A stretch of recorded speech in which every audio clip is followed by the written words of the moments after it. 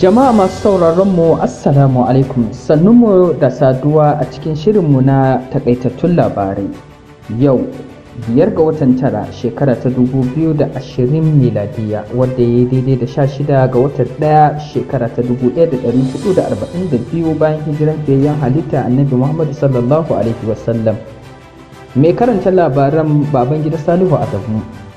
Shugaban Majalisar Dokokin Jihar Borno ya tabbatar da cewa akwai ƙananan hukumomi guda 3 da babu kowa a cikinsu sai 'yan Boko Haram da suke shawaginsu. Gwamnatin Najeriya ta ce ta karɓi samfurin maganin cutar coronavirus na Rasha. 'Yan Najeriya sun fara fitowa zanga-zanga a kan tashin gwamnan zabe da kuɗin fetur da wutar lantarki ya yi.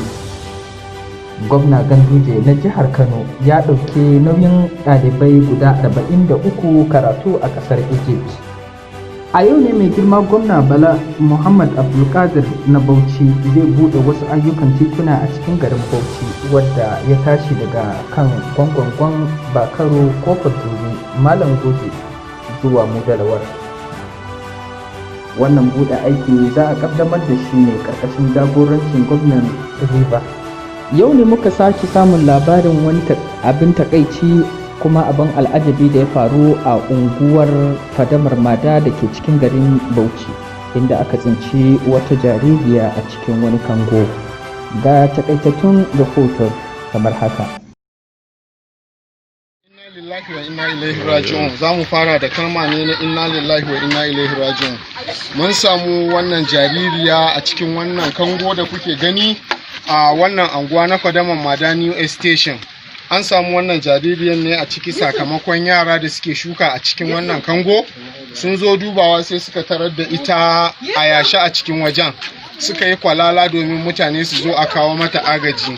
To gashi dai an same ta tana nan cikin ƙoshin lafiyanta kalau. Wata baiwar Allah ta ɗauke ta, ta mata wanka, an mata sutura. Yanzu abin da ya kamata, za mu ɗauki mataki na gaba wanda za mu ga an ceto rayuwar wannan yarinya.